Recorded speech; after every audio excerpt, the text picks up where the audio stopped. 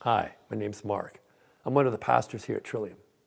I imagine most of you know what a logo is. I mean, if I show you the golden arches, you know what company it stands for. If I show you the logo for Coke or Nike, you know what that is. Logos are powerful ways or powerful symbols of getting our attention and making connections with whatever that organization or business wants us to know about them. There's something else called hallmarks. Hallmarks are just as common as logos, but they're not as recognized as much, I don't think. A hallmark was originally started as a stamping process to designate the quality of metal, gold and silver particularly. They'd give you a purity rating for the gold and silver. It was meant to establish trust in this product. And we have modern hallmarks like ISO 9002. It's a modern example of companies who meet a certain protocol standard for quality. I think most of us would know what the logo of Christian faith is. It's a cross. But let me ask you this, what is the hallmark of Christian faith? What does it mean to follow Jesus? What's the standard or the protocol that allows for a certain quality of life in following Christ? And I'm going to suggest to you that it's generosity. We've been talking for the last 9 weeks about the practice of generosity in our lives and walking the generosity path. I'm going to suggest to you that the hallmark of Christian faith is the practice of generosity.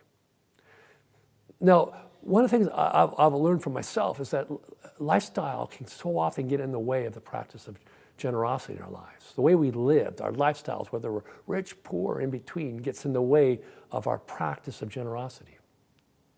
There was a story about a guy named Zacchaeus in the Bible, in the New Testament. He lived in the town of Jericho. He was the local tax collector. He was very rich. He was very ruthless. He was very hated, and he was very isolated. And the thing about the story is Zacchaeus wants out of his lifestyle. We know that feeling. Our lifestyles kind of trap us into a certain way of life. His lifestyle as a tax collector has trapped him in a certain way of life, and he wants out. He doesn't want to live this way anymore. But he doesn't know how to go about it. And then he hears about this guy, Jesus of Nazareth, coming to Jericho, and he rushes to the main street to see Jesus, but he can't break through the crowd. It's too big, and he's too short to see over. And everybody hates him so much, they won't let him through.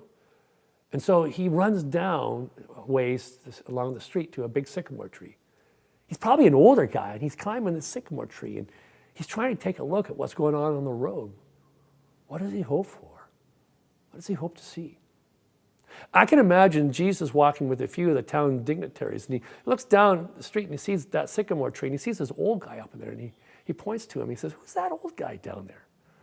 "Oh, that's Zacchaeus. He's the local tax collector." Jesus understands exactly what that means. So when he gets to the sycamore tree, Jesus looks up and he says, "Zacchaeus, come on down. I'm going to spend the evening with you."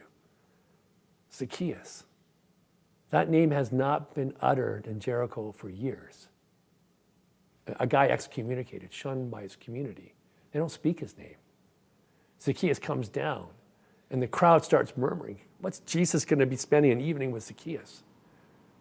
You know, Jesus is breaking through a social curse that's been placed on Zacchaeus. But something more powerful, I think, than even that is happening. He's breaking Zacchaeus' lifestyle. He's breaking through. He's offering Zacchaeus a way back, a way out of his lifestyle.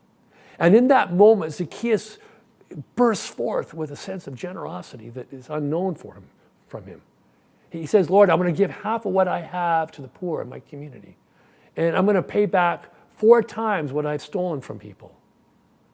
This overflowing sense of generosity. Remember, the hallmark of Christian faith is generosity. The logo is the cross, but the hallmark is the practice of generosity.